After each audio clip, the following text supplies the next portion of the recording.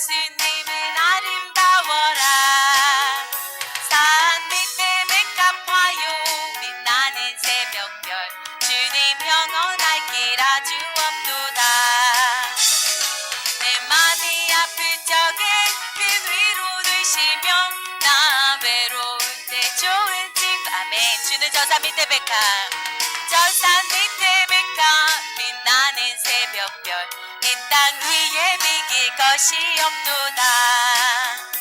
내 맘의 모든 염려 이 세상 보라도 주님 항상 같이 하여 주시고 시험을 당할 때에 악마의 기교를 즉시 물리치사 날 지키시네.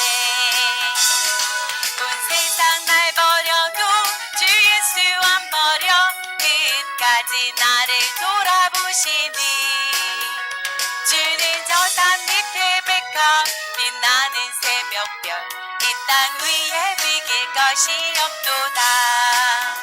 네, 우리 주일 예배 시간을 통해서 우리 요한복음에 나타난 7가지의 기적에 대하여 우리 같이 은혜를 나누고 있습니다. 우리나라에서 수영을 제일 잘하는 선수가 누군가 제가 찾아봤더니 요즘은 박태환인 것 같아요. 근데 여러분, 이전에 제가 알고 있는 수영 선수 중에 조오련이라고 하는 선수가 있었어요. 이 조오련 선수는요, 광복 60주년을 기념해서 수영 이벤트 하나를 했는데 울릉도에서 맨몸으로 말이죠, 독도까지 수영을 해서 그 횡단한 사람입니다. 제가 볼 때 이 조오련 선수는 대단한 선수 같아요. 여러분, 그게 1, 2km도 아닌데 사람이 수영해서 독도까지 간 거예요. 이 세상에 아무리 수영 실력이 뛰어난 사람이 있다 한들 독도까지 거리는 갈 수 있을지 모르지만 바다를 걸어서 가는 사람은 없겠죠. 여러분, 불가능한 일이죠. 이거는 사람이 할 수 없는 자연의 법칙이고 초자연적인 힘이 아니면 바다를 걸을 사람은 없을 것입니다. 근데 오늘 본문에 말이죠, 바다를 걸으신 분이 나와요. 무리를 걸으신 분이 한 분 나오십니다. 그분이 누구냐면 우리가 믿는 우리 주님 예수 그리스도이십니다. 제가 늘 말씀드리지만 여러분, 좀 특이한 기적이잖아요. 사람 병을 고친다든가 사람을 살려낸다든가 이런 기적은 우리 주님이 우리에게 가끔 행하신 기적인데 오늘 무리를 걷는 기적은 좀 특이해 보여요. 왜 이런 표적, 이 기적을 우리 주님이 행하셨을까? 늘 같이 계속 이어서 말씀드리지만 예수 그분이 누군지를 보여주기 위함이고요, 그 표적을 통하여 제자들의 믿음을 세워주기 위한 그런 뜻이 담겨 있음을 우리가 늘 알아야 합니다. 우리도 무리를 걷겠다 이렇게 생각하시면 안 되고 우리는 못 걸어요. 이해되시죠? 혹시 또 이 말씀 듣고 믿음이 확 온다 하여 한강 가서 한번 걸어보신다고 툭 뛰어내리면 위험합니다. 우리는 무리를 못 걸어요. 근데 왜 이 기적을 보여주셨냐? 그 뜻을 아시면 됩니다. 예수 그분이 이런 전능의 능력을 갖고 계신 하나님이시다. 이걸 우리에게 보여주시려고 이 표적을 나타내신 줄 믿습니다. 우리 이 전 표적 우리 같이 들으셨죠? 오병이어. 이 오병이어의 기적을 행하실 때 많은 사람들이 주님을 따라왔어요. 주님이 기도하러 피해버리셨죠? 왜 피하셨냐면 떡만 달라고, 이런 기적만 달라고, 하나님을 믿겠다는 게 아니에요. 그러니까 주님이 피하신 거예요. 그리고 이런 기적을 행하신 주님을 붙들고 세상 임금을 만들고 싶은 거예요. 그러나 우리 주님은 세상 임금이 되려고 이 땅에 오신 분이 아니에요. 온 인류의 죄를 십자가에서 피를 흘려 사하시고 영적인 왕이 되시려고 이 땅에 오신 줄 믿습니다. 하여튼 그런 사건이 있는 후로 군중들이 다 떠나버렸습니다. 그리고 우리 주님이 기도하러 가셨고 오늘 본문 내용을 보니까 제자들이 배를 타고 갈릴리 바다를 건너가고 있는 그런 장면이 오늘 본문에 기록되어 있습니다. 여러분이 갈릴리 바다 이렇게 표현되어 있는데요, 사실 여러분 살펴보면 호수랍니다. 이 호수가 워낙 커요. 길이가 한 34km, 폭이 한 16km. 그래서 얼른 보면 끝이 안 보이죠. 그래서 바다라 그러는데 사실은 호수입니다. 근데 이 호수의 특징이 뭐냐면 이 이스라엘 땅에 있는 이 바다가 대서양이에요. 이걸 지중해라고 얘기합니다. 근데 이 특별히 이 갈릴리 이 호수는 지중해 바다보다 낮아요. 온 사면이 산으로 이렇게 둘러싸여 있어서 지중해 바다보다 낮는데 거기 물이 고여 있는 호수가 된 겁니다. 이런 지형에 어떤 특징이 있냐면 기온차가 갑자기 많이 생겨요. 그러면 갑자기 돌풍이 일어나고 갑자기 풍랑이 일어나는 경우가 잦답니다. 아마 이 제자들도 출발할 때는 이 호수가 잠잠했을 겁니다. 그런데 한밤중에 배를 타고 건너가는 과정 속에 갑자기 돌풍이 일어난 것 같아요. 그래서 풍랑이 일어났고 제자들이 이 풍랑 속에서 어려워서 어쩔 줄 모르는 그런 위험한 지경에 놓여 있었던 것 같습니다. 이때 저기서부터 누가 걸어오시는 거예요. 누굴까요? 우리는 하도 많이 봐서 저분이 예수님이시다 이렇게 알지만 그 당시에 이 제자들은 걸어오시는 주님을 보고 무척 당황했을 겁니다. 이 요한복음 6장에 기록된 물 위를 걸어오신 예수님의 이 말씀이 다른 복음서에도 있어요. 마가복음에도 있고 마태복음에도 있어요. 근데 마태복음에 비교적 더 자세히 기록되어 있습니다. 그래서 이 마태복음에 보면 제자들의 이 예수님이 걸어오신 이 상황을 보고 귀신이다 이렇게 표현했어요. 여러분 얼마나 놀랬겠습니까? 풍랑이 일어난 것도 놀란 일인데 거기에 사람이 물 위를 걸어오는 겁니다. 여러분 평생 사시면서 물 위를 걸어 다니는 사람 봤습니까? 이런 사람이 있으면 귀신으로 여겨야 돼요? 사람으로 여겨야 돼요? 네, 그래서 아마 제자들도 그렇게 여겼던 것 같습니다. 근데 제가 오늘 이 본문을 보면서 풍랑이 일어났다 이 말에 우리 인생에도 얼마든지 풍랑이 일어날 수 있구나 하는 것을 기억하게 됐어요. 인생이 뭐냐 이렇게 물어보면 항해하는 것이다 이렇게 표현하는 사람이 많잖아요. 왜 인생을 바다에 항해하는 것과 우리 인생을 비유했냐면 풍랑이 자주 일어나요. 여러분 인생에 한 번도 풍랑이 안 일어나고 여기까지 오신 분이 있으면 손 들어봐요. 인생에 풍랑이 한 번도 없으신 분이 계실까요? 없어요. 그래서 인생이 바다를 항해하는 것과 같다 이렇게 말하는 거죠. 근데 여러분 이 풍랑이 사람을 이렇게 보면서 골라서 풍랑이 오죠. 저 사람에겐 오고 저 사람에겐 안 오고 이렇게 우리 인생에 풍랑이 올까요? 그렇지 않아요. 누구에게나 예외가 없어요. 제가 이렇게 목회자가 돼서 수많은 사람들을 이렇게 만나보는데 겉으로는 평안하고 문제가 없어 보일 것 같은 분도요, 조금만 깊이 대화를 해보면 그분도 어김없이 힘든 풍랑이 있는 거예요. 이 세상에 풍랑 없는 사람은 없다. 또 한 가지, 그럼 이건 세상 사람들 얘기고 믿음을 갖고 있는 하나님을 믿는 우리에게는 풍랑이 일어날까요? 안 일어날까요? 우리 하나님을 믿잖아요. 우리 기도하시는 분들이잖아요. 그러면 하나님이 우리에게 풍랑을 주셔야 될까요? 안 주셔야 될까요? 여기에 우리가 오해를 하시면 안 됩니다. 성경은 우리가 하나님을 믿지만 우리에게도 얼마든지 이런 고난, 환난, 풍랑이 일어날 수 있다 하는 것을 우리에게 보여주고 계세요. 왜냐하면 그 풍랑을 통해서 우리를 바꾸시는 거예요. 우리의 삶을 만들어 가시고 더 큰 축복을 주시려고 하나님이 예수 믿는 우리에게도 풍랑을 주신 거죠. 우리 교회에 몇 달 전인가요? 인천 여전도 연합회 구국기도회를 축소해서 우리 교회에서 구국기도회를 했어요. 원래는 강화기도원을 빌려서 우리 여전도 인천에 있는 우리 여자 성도들이 다 모여서 나라를 위해 기도했는데 올해는 코로나가 있어서 그렇게 할 수가 없어서 이 임원들만 우리 교회에 모여서 구국 기도회를 했거든요. 근데 그 임원 중에 한 분이 대표 기도를 하려고 앞에 나오셨더라고.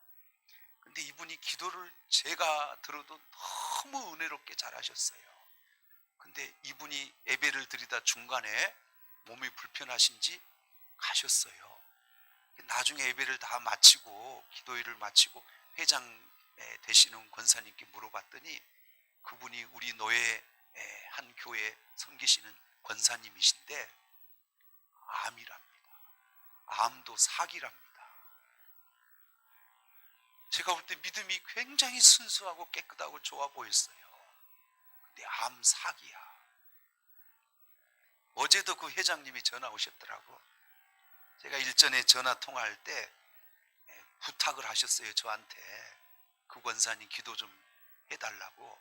제가 생각날 때마다 기도하고 있는데 어제 또 전화가 오셨더라고. 제가 기도하고 있는데 그 권사님 좀 어떠시냐고. 그랬더니 요번에 항암 치료 받으시고 월요일 날 검사 다시 받으러 가는데 항암 치료 결과가 줄어들었으면 이제 사는 거고 이 결과가 이제 더 퍼졌으면 위험하다는 거예요. 그러면서 이현성 목사님이 기도하고 있다고 이 얘기를 해줬더니 너무 힘이 난다고 좋아하셨답니다. 제가 이렇게 보면서요, 그렇게 신실하고 믿음 좋은 그런 분에게 무슨 암이요, 그것도 말기예요. 너무 안타까운 거예요. 근데 여기서 우리가 이 부분에 대해서 오해하시면 안 될 부분이 뭐냐면, 그렇게 믿음 좋은 그분이 이런 고난과 환난이 오면 우리가 저 사람 무슨 죄를 져서 저런 고난이 오지? 이렇게 판단하시면 안 됩니다. 그렇게 판단하는 건 믿음 생활을 잘 못한 사람이구나, 이 생각이 뒤에 있는 거예요. 정죄하는 거예요. 그래서 제가 이렇게 말씀드리는 거예요. 얼마든지 예수를 믿는 우리에게도, 신앙의 경건을 가지고 잘 섬기는 우리에게도 풍랑은 올 수 있다 없다. 그러니까 정죄하지 마셔요. 하나님의 어떤 뜻이 계신 줄 아시면 됩니다. 성경에 욥이라고 하는 사람 아시죠? 동방의 의인이에요. 이 욥은 제가 볼 때의 믿음 생활 굉장히 잘하는 사람이에요. 우리는 그 욥을 따라가기 어려울 수 있어요. 완전하게 하나님을 섬겼던 이 욥인데, 여러분 욥에게 고난이 왔잖아요. 하루아침에 자식 10명이 죽잖아요. 전 재산을 다 빼앗기잖아요. 그리고 몸은 머리에서 발끝까지 욕창이 나서 기왓장으로 긁지 않으면 못 감당할 고통 가운데 있잖아요. 욥이 무슨 죄를 졌나요? 없어요. 하나님을 잘 섬기던 사람이에요. 그런데 이 욥에게 이 풍랑이 오잖아요. 죄 져서 온 건 아니죠. 하나님의 뜻이 계신 거죠. 그의 믿음을 갑절로 더 세워주시고 갑절로 복을 더 주시려고 하나님이 믿음 좋은 욥에게도 고난을 주셨음을 오늘 우리에게 보여준 겁니다. 우리 성도들도 이렇게 보면 정말 신앙생활 잘하시는 분 같은데 이런 풍랑과 고난이 오신 분이 계세요. 그분들을 정죄할 게 아니라 그분을 통하여 하나님의 뜻이 일어나도록 우리는 기도해 드려야 할 줄 믿습니다. 아멘이죠? 자, 그래서 예수님께서 이제 풍랑에서 고통당하고 바다에서 생명의 위협을 느끼는 제자들에게 걸어오셨어요. 물어보겠습니다. 주님이 제자들에게 걸어오신 것은 귀신처럼 이렇게 해가지고 놀리려고 걸어오셨을까요? 아니면 도와주시려고 걸어오셨을까요? 그 풍랑에서 건져주시고 그 풍랑에서 제자들을 구해 주시려고 오신 거죠. 근데 이 제자들의 반응을 보니까요, 이 주님을 몰라, 도와주시고 그들을 구해 주시려고 오신 주님을 몰라요. 그래서 뭐라고 얘기하냐면 귀신으로 얘기합니다. 제가 인생을 살면서, 제가 목회자이지만 저도 신앙이잖아요. 저 목회자인 저에게도 풍랑은 얼마든지 왔습니다. 그런데 이런 풍랑 가운데 신앙이 뭐냐, 예수 믿는 게 뭐냐, 여러분 우리 똑같이 세상 사람과 다른 게 하나도 없어요. 똑같이 세상에 발을 딛고 삽니다. 근데 뭐가 다를까? 제가 예수를 믿어보니까 다른 게 있어요. 누구든지 인생을 살면서 풍랑이 오는데 이 풍랑을 어떻게 이기는가, 이 모습이 다릅니다. 세상 사람들은 고난이 오고 힘든 일이 오면 막 몸부림치고 이걸 감당하고 해결해 보려 하다가 안 되면 술 마시고 좌절하고 자포자기하고 심지어는 자살하고 이러는 거 아닙니까? 여러분, 예수 믿는 우리는 좀 달라. 뭐가 다를까요? 이 고난의 문제를 해결하는 방법이 다르고, 결국은 이 고난이 우리 인생을 무너뜨리는 게 아니라 이 고난을 통해서 우리가 더 승리하는, 그래서 하나님의 살아계심을 드러내는 그런 결과가 다릅니다. 이 제자들은 오늘 이 주님께서 도와주시려고 다가오실 때 이 주님을 몰랐던 것 같아요. 우리 성도들에게 제가 말씀드리고 싶은 게, 똑같이 우리에게도 풍랑이 오는데 우리가 예수를 믿는 목적은 그 예수를 더 깊이 잘 알고 이해하셔서 그 주님의 도우심으로 우리 인생의 문제를 해결해 가는 그런 믿음의 승리의 역사가 우리에게 일어나야 할 줄 믿습니다. 그래서 여러분, 우리 인생에게 다가오는 모든 문제는 못 푸는 문제는 없어요. 모든 문제는 다 풀 수 있습니다. 어떤 고난도 다 해결할 수 있습니다. 왜냐하면 나는 못하지만 누가 도와주시면, 그 능력, 전능하신 주님이 나를 도와주시면 우리 이거 못 풀 문제 있어 없어요? 없어요. 초등학교 막 들어간 아이에게 산수 문제를 하나 냈습니다. 분수 문제를 냈어요. 풀까요, 못 풀까요? 요즘은 푸나요? 하도 조기 교육을 막 일찍 시켜서 말이죠. 아직도 못 풉니다.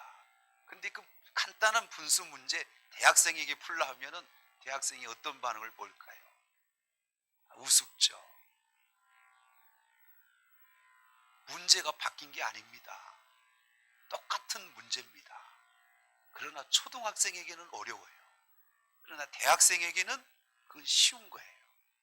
자, 이걸 이렇게 생각하세요. 우리 믿음의 수준이 초등학생이잖아요. 그리고 인생의 문제는 어려워요. 근데 제가 경험해 보니까 믿음의 수준이 대학생이잖아요. 문제가 쉬워요. 저는 이렇게 목회자니까 성도들의 이 고난을 보잖아요. 보면은 저건 풀 수 있다. 저는 그게 와요. 근데 당면하고 있는 성도들이 믿음이 약하잖아요. 막 방황해요. 어쩔 줄 몰라요. 우리는 알잖아요. 기도하고 우리 삶에 뭐가 잘못되는지 쫙 씻어내고 끊어내고 고치고, 그리고 하나님을 더 의지하잖아요. 하나님이 우리 모든 문제를 다 해결해 가시는 걸 봅니다. 근데 믿음이 연약한 초등학생은 못 푸는 거예요. 그러니까 인생의 문제는 문제가 아니고 결국은 믿음이 문제예요. 믿음이 초등학생이냐 대학생이냐 이게 문제지, 우리 인생에게 주는 모든 문제는 못 풀 수 있는 문제가 없어요. 그래서 우리가 믿음이 올 때 우리 주님께서 자꾸 우리에게 가르치는 게 뭐냐면 기도하라는 거예요. 뭐냐면 기도해야 하나님을 알게 되는 거고, 기도해야 하나님의 능력을 체험하게 되는 거고, 기도해야 믿음이 세워지는 거고, 그러면 문제는 해결되는 거거든요. 제자들의 문제가 뭐였냐면 주님이 도우시려고 오셔도 그 주님을 몰랐다는 거예요. 그게 불신앙이에요. 그래서 그들은 스스로 그 풍랑을 만난 그 어려운 환경을 해결할 수가 없었습니다. 여러분, 제자 12명 중에 어부 직업을 갖고 있는 제자들이 다수인 거 아시죠? 그 중에 베드로, 어부인데 어리버리한 어부일까요? 뛰어난 어부일까요?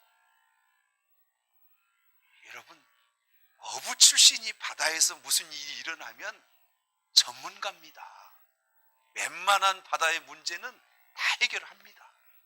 그러나 아무리 뛰어난 전문가여도 집어삼킬 듯이 돌풍처럼 다가오는 풍랑은 베드로라 할지라도, 거의 대부분이 어부 출신들 제자들이라 할지라도 해결을 못하고 감당 못하는 문제도 있잖아요. 지금 제자들의 상황은 그런 상황이었습니다. 못해요. 아무리 뛰어난 어부지만 이 풍랑 속에서는 속수무책이었습니다. 그래서 우리 주님께서 오신 거예요. 뭐 하려고요? 도와주시려고. 그런데 이 제자들은 주님을 모르는 거예요. 오히려 불신앙하며 귀신으로 취급했다, 이렇게 말하는 거죠. 자, 그러면 여기서부터 잘 들으셔야 됩니다. 여러분, 신앙이 뭘까요? 신앙이 뭐예요? 그냥 교회만 다니는 게 신앙일까요? 신앙은 예수 그리스도를 많이 아셔야 돼요. 그리고 아시는 만큼 그분의 도우심을 받아서 사는 게 신앙이에요. 그러니까 오래 교회 다니셨다고 예수를 많이 아는 게 아니에요. 예수는 우리의 삶을 통해서 수없이 경험해 보셔야 돼요. 체험해 보셔야 돼요. 그리고 하나님 말씀을 통해서 그분을 다양한 각도로 배우시고 아셔야 돼요. 제자들은 지금 이 상황에 예수님과 이렇게 살고 있었습니다만 깊이 몰랐던 것 같아요. 여러분, 뭘 아셔야 되냐면 예수님이 사람이에요, 하나님이에요? 예수님이 하나님이에요. 근데 이 제자들은 예수님을 뭘로 여기냐면 사람으로 여긴 겁니다. 자, 이렇게 접근해 보십시다. 사람이 저기서 무리에서 걸어온다고 생각하면 우리는 귀신으로 여겨야 됩니다. 근데 저분이 하나님이라고 한번 생각해 보십시다. 당연한 거예요. 무리를 걷는 건 당연한 거예요. 하나님이 뭔들 못해요. 그러니까 제자들은 의식 속에 예수 그분을 뭘로 여겼어요? 하나님으로 여겼어요? 사람으로 여겼어요? 그래서 귀신으로 보여진 겁니다. 여러분에게 예수님은 어떤 분이에요? 사람 같은 분이에요? 우리의 모든 문제를 다 해결하시고도 남는 전능하신 하나님이세요. 이 제자들은 아직까지 예수님을 하나님으로 아는 지식이 없었습니다. 그래서 예수님이 오시는 걸 두려워했다, 이렇게 말하는 거예요. 자, 오늘 본문을 보시면 20절을 보겠습니다. 20절 우리 같이 한번 읽어보실까요? 자, 시작. 이르시되 내니 두려워하지 말라, 이렇게 말하셨어요. 자, 여기서 중요한 단어가 뭐냐면 내니, 이 단어입니다. 여기서 내니, 이 말은 무슨 말이에요? 나 예수야, 이 말을 더 깊게 얘기하면 나 사람이 아닌 하나님으로 이 자리에 왔어, 이런 뜻이에요. 자, 예수님이 하나님이세요. 출애굽 3장에 보면 하나님이 모세를 이스라엘 백성들을 구하라고 보낸 겁니다. 근데 여러분, 모세가 이스라엘 백성들에게 하나님이 보내서 왔다, 이렇게 얘기하려고 하니까 답답한 거예요. 이스라엘 백성들은 하나님을 잘 몰라. 430년 동안이나 뭔만 했어요. 애굽 땅에서 종살이만 했어요. 신앙생활 안 했습니다. 그러니까 하나님이 보내서 왔다 그러면 분명히 모세에게 이스라엘 백성은 하나님이 누구야 물어볼 거예요. 이해되시죠? 모세가 그 대답이 답답한 거예요. 그래서 하나님이 보내실 때 모세가 이런 질문을 했습니다. 내가 가면 하나님이 보내셨다 하면 물어볼 텐데 내가 하나님을 뭐라고 답해야 합니까? 이랬더니 하나님이 뭐라고 얘기하시냐면 나는 스스로 있는 자다, 이렇게 얘기하라 그랬습니다. 자, 물어볼까요? 나는 스스로 있는 자다. 이게 하나님이 어떤 분이라는 거예요? 네? 이 말 한마디면 다 알아먹어야 되는 거죠. 이 말 뜻은 그런 거예요. 나는 자존자다. 누가 창조해서 누가 만들어서 있게 된 존재가 아니다. 난 스스로 하나님이셨다. 또 하나는 무한한 자다. 못할 게 없고 나는 전능자다. 해결 안 될 게 없다. 이걸 그렇게 표현하신 거거든요. 오늘 이 본문에서도 내니 두려워 말라, 이 말은 스스로 있는 자, 모세에게 말한 그 표현과 똑같은 표현입니다. 내가 이 풍랑 해결 못할까? 내가 너희들의 문제를 해결 못할까? 나는 예수야. 나는 하나님이야. 그러니 너희가 뭐 해야 되냐면 두려워하지 마. 할렐루야. 두려워하는 건 하나님을 하나님으로 인정하는 거예요, 안 하는 거예요? 안 하는 거예요. 그러니까 나잖아. 나 예수잖아. 너희가 믿는 나 하나님이 왔잖아. 나야.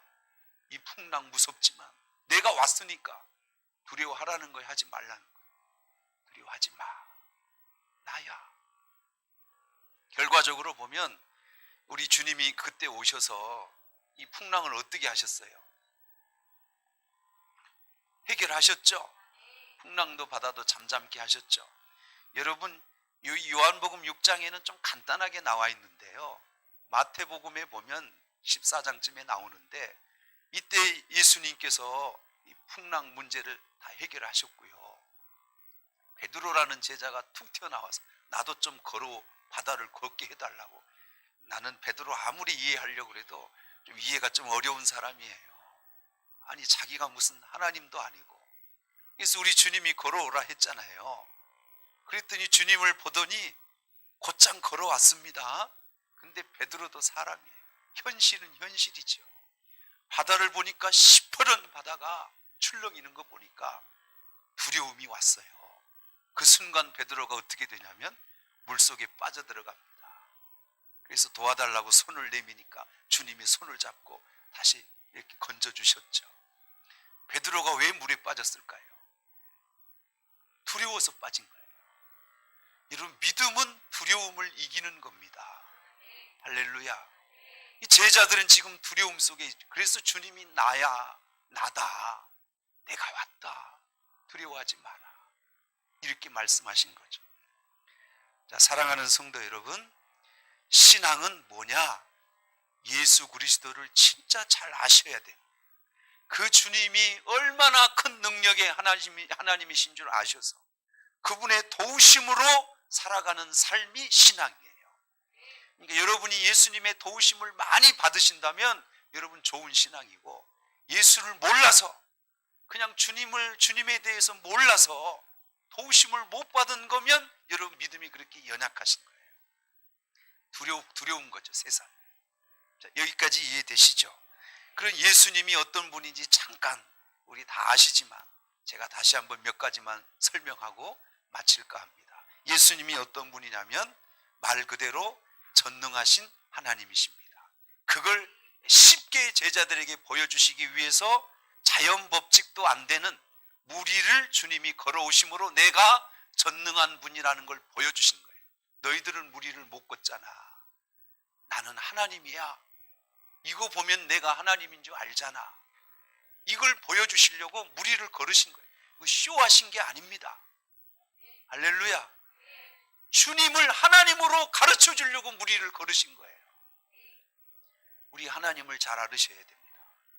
그분은 제자들을 얼마든지 바다의 이 고난 속에서 해결할 수 있는 전능하신 하나님이다, 이걸 보여주신 거고, 두 번째, 오늘 본문은 우리가 좀 찾기 어렵습니다만 우리 주님이 어떤 분이냐면 사랑이 항상 끝없이 함께 그 사랑으로 우리를 돌보시는 분이 하나님이세요. 전능한 사람이 사랑이 없으면 어떻게 되는 줄 아세요? 군림합니다. 근데 우리 하나님은 전능도 하시지만 어떤 성품을 갖고 계시냐면 우리를 한없이 사랑하시는 분이에요. 저는 이 하나님이 좋아요. 예수님이 우리를 얼마만큼 사랑하시냐면 우리 아시죠? 얼마만큼 사랑해요? 십자가에서 살을 다 찢어내시고 몸에 온 피를 다 흘리시고 자신은 죄가 없는데 내 죄 때문에 대신 죽어주실 만큼 우리 주님이 우리를 사랑하시는 분이에요. 그 사랑하시는 그분이 우리를 풍랑 가운데 있는데 그냥 두시면 사랑의 하나님이 아니시죠. 제자들을 그렇게 바다에서 위험에 빠뜨려서 거기서 죽게 만드시면 그게 우리 주님이 하실 일이 아니죠. 우리 주님은 사랑의 하나님이심을 오늘 우리에게 보여주고 계십니다. 자, 성경 시편 46편 1절을 한번 읽어볼까요? 자, 시작. 하나님은 우리의 피난처시요 힘이시니 환난 중에 만날 큰 도움. 저분이 전능하신 하나님이니까 우리를 도우시는 거지요. 또 하나 볼까요? 마가복음 6장 46절 보시죠. 읽어보죠. 시작. 바람이 거스림으로 제자들이 힘겹게 노를 젖는 것을 보시고 밤 사경쯤에 바다 위로 걸으셔서 그들에게 오사 지나가려 하심에 그랬습니다. 자, 여기서 중요한 게 뭐냐면 바람의 거스림으로 제자들이 힘겹게 젖는 것을 뭐 하셨다? 보셨다. 자, 우리 주님이 제자들과 지금 함께 있는 거예요? 주님은 산에 있는 거예요? 자, 주님 기도하시고 제자들은 배를 타고 그 갈릴리 호수를 지나가고 있거든요. 제가 거리 측정은 잘 안 해봤어요. 그러나 이 갈릴리 바다가 23km라면 이렇게 좀 항해했을 거 아니에요. 그럼 바다하고 배하고 예수님이 계신 거리가 제가 볼 때는 10km는 넘어 보입니다. 그리고 그때가 낮이에요, 밤이에요? 근데 제가 주님이 노젓고 힘겨워하는 것을 보고 계셨다는 거죠. 여러분, 우리 눈이 아무리 좋아도 몇 킬로까지 봐요? 100km. 아니, 그것도 낮이 아니요, 밤인데 그 수십 킬로 떨어져 있는 제자들이 바다에서 노젓는 거 힘들어하는 걸 보고 계셨다는 거 아니에요? 사람이면 이게 가능해요? 불가능해요? 주님이니까 가능해요. 여러분, 하나님을 어느 정도 아시나요? 하나님은 여러분을 어떤 환경 속에 처하셔도 보신다. 진짜 보신다. 그게 하나님이니까 가능한 거죠. 그러니까 주님이 때 맞춰 오신 거예요. 조금 늦게 오셨으면 어떻게 될까? 배는 이미 가라앉겠죠. 보고 계신 겁니다. 출발할 때부터 지금 이 바다의 상황이 일어나는 모든 환경, 이 상황을 주님이 다 보고 계신 거죠. 그게 사랑이에요. 우리 주님이 우리를 사랑하시는 거예요. 그러니까 관심을 우리에게서 떠나시질 않아요. 계속 주목하여 우리를 보고 계시는 거죠. 자, 이사야 49장 15절 16절 한번 읽어봅시다. 이사야 49장 15, 16절 같이 읽어볼까요? 시작. 여인이 어찌 그 젖 먹는 자식을 잊겠으며 자기 태에서 난 아들을 긍휼히 여기지 않겠느냐. 그들은 혹시 잊을지라도 나는 너를 잊지 아니할 것이라. 그 다음, 내가 너를 내 어디에 손바닥에 새겼고 너의 성벽이 항상 내 앞에 있느니라. 자, 세상에 어떤 어머니도 자기 자식을 잃어먹는 어머니는 없죠. 치매가 오지 않는 한 자기가 피를 쏟아 놓은 자식을 잊어버리는 어머니는 없겠지요. 그런데 그 어머니가 그 자식을 잃어버리는 경우는 있을지라도 나는 너희를 잊어버리지 않는다는 거죠. 어느 정도 손바닥에 새겨놓고 여러분을 늘 기억하고 계신다. 우리 하나님이 우리를 잊어버릴 수가 있을까 없을까? 못 잊어요. 그게 뭐예요? 우리를 그만큼 사랑하신다는 거죠. 그게 내니 이 말 속에 담겨 있는 말이에요. 내니 두려워하지 마. 내가 너희를 이 정도로 사랑하고 있다. 이걸 그렇게 표현하신 거예요. 1988년도에 에르마니아, 저는 가보지도 않는 나라인데 대지진이 일어났습니다. 어느 초등학생 아이가 학교에서 공부를 하고 있는데 지진이 일어나서 학교가 무너졌어요. 그래서 이 아이도 학교 건물에 매몰돼 버리고 말았습니다. 아마 수없이 많은 사람이 죽었죠. 이제 구조대원들이 막 이 건물을 막 이렇게 해치며 구조를 하고 있는데 어떤 아버지가 막 뛰어와서 막 돌들을 막 해치며 내 아들을 구해야 된다고 막 그 현장에 와서 뭐 그러는 거예요. 그랬더니 구조대원들이 이렇게 얘기했어요. 아버님, 죄송하지만 이 정도 상황이면 다 죽습니다. 아마 살아나는 사람 없을 겁니다. 아드님 그렇게 된 거 안타까운데 저희가 빨리 이렇게 수습해서 시신을 찾아드리겠습니다. 이렇게 말했어요. 그랬더니 이 아버지가 하는 얘기가, 아닙니다. 나는 내 아들에게 약속을 했습니다. 네가 세상에서 어떤 어려움을 당하면 아버지가 너를 구해준다. 너를 사랑한다. 끝까지 너를 찾아온다는 거 잊지 말고 용기를 내라. 이렇게 아들하고 약속을 했다는 거예요. 분명히 우리 아들은 이 아버지의 약속을 알고 지금 견뎌내고 있을 겁니다. 내가 그 아들 찾아낼 겁니다 하고 막 무너진 그 건물 막 들쳐내고 하니까 이 구조대원들이 이 아버지를 말릴 수가 없었어요. 그래서 할 수 없이 이 아버지를 따라 그 아들을 찾기 위해서 구조를 시작하는데 14시간 후에 환청 같은 아빠 이 소리가 들렸어요. 구조대원들은 아버지가 내 아들이 나를 부른다 했더니 구조대원들이 이거 환청이에요. 그럴 리가 없어요. 근데 이 아버지는 알아요. 그 소리를 듣고 조금 파내려 갔더니요, 아들이 살아있는 거 알아요. 이 아들에게 물어봤어요. 어떻게 이렇게 다 죽는데 이렇게 어려운 상황에 견뎌냈냐 이렇게 물어봤더니 나는 우리 아빠를 믿어요. 어떤 상황에서도 나를 구해줄 줄 믿고 그 아버지의 믿음을 나는 갖고 있어요. 이래서 견딜 수 있었다는 거예요. 사랑하는 성도 여러분, 하나님이 어떤 분이에요? 우리를 이 아빠보다 더 사랑하시는 분이에요. 그래서 내인이 두려워하지 말라 이렇게 말하시는 거죠. 자, 제가 준비한 말씀은 조금 더 있는데요, 좀 정리를 해볼까 합니다. 성도 여러분, 우리 하나님을 믿으시지요? 지금 우리가 당면하고 있는 여러 가지 어려운 문제들이 있잖아요.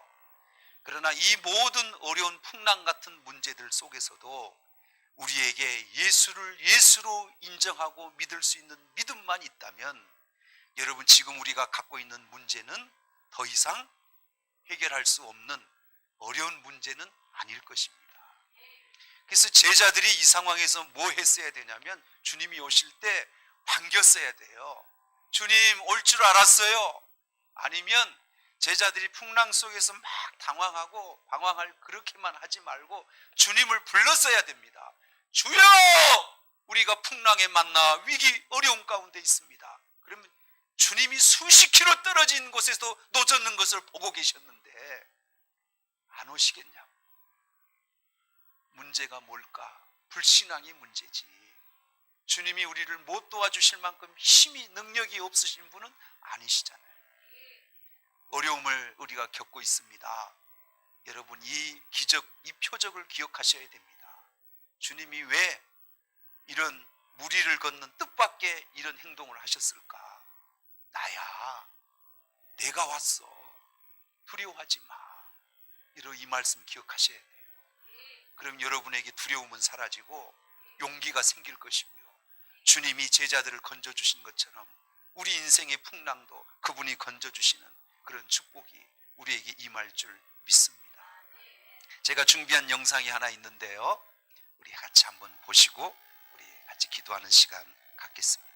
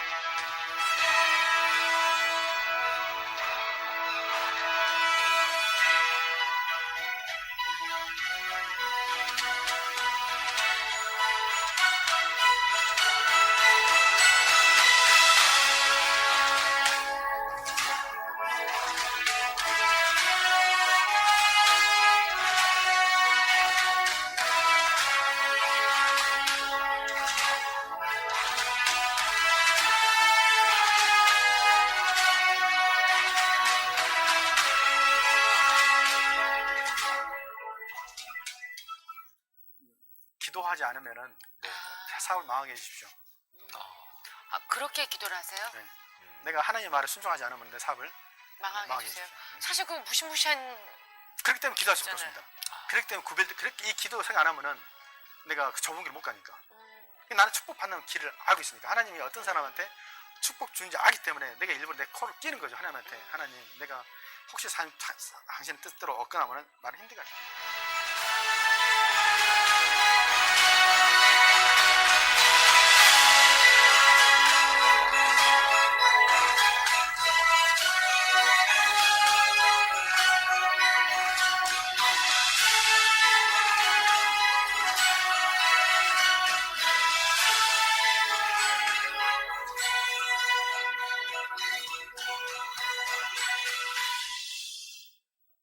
네, 우리나라 그 미용업계 그 대표 주자라 할 수 있는 권홍, 이분은 하나님을 참 잘 신실하게 만났고 어려움 중에도 삶의 우선순위가 분명했던 사람입니다.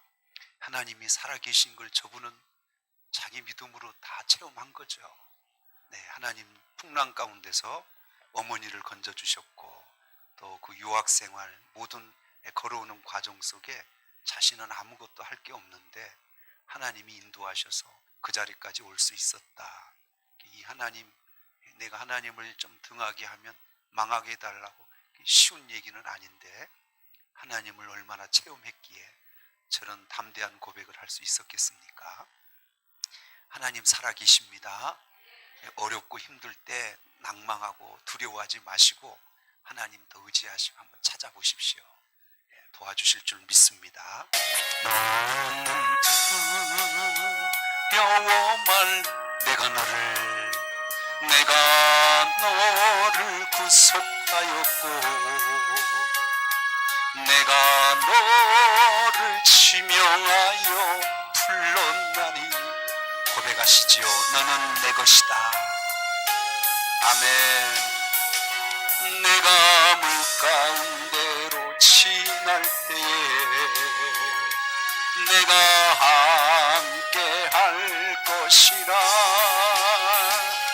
강을 건널 때에도 물이 침몰 못하며 불 가운데 행할 때 가지 아니할 것이요 사르지도 뭐. 우리 함께 고백하십니다. 너는 내니 두려워하지 말라. 내니 두려워하지 말라. 두려워 말라. 내가 세상 끝까지 너와 함께 하리라. 우리 가슴에 손을 한번 얹으시고 우리 인생의 길을 걸어가고 있습니다. 하나님 우리를 도우십니다. 제자들을 손바닥에 새기듯 새기시고 젖 먹는 아이를 어머니가 잊을지라도 나는 너희를 잊지 않겠다 하셨습니다. 주님, 제자들이 바다에서 방황하고 고통하고 위험에 처해 있는 것을 보고 계셨답니다. 여러분의 삶을 다 보고 계십니다. 하나님 우리를 도와주세요. 전능하신 하나님인 줄 내가 믿고 의지하오니 우리의 신앙을 세우셔서 하나님이 내 인생을 도우시는 역사를 보게 하여 주옵소서. 우리 다 같이 오늘 주신 말씀 기억하시고 우리 용기를 내시고 우리 힘차게 주님 한번 부르시고 기도하겠습니다. 주여!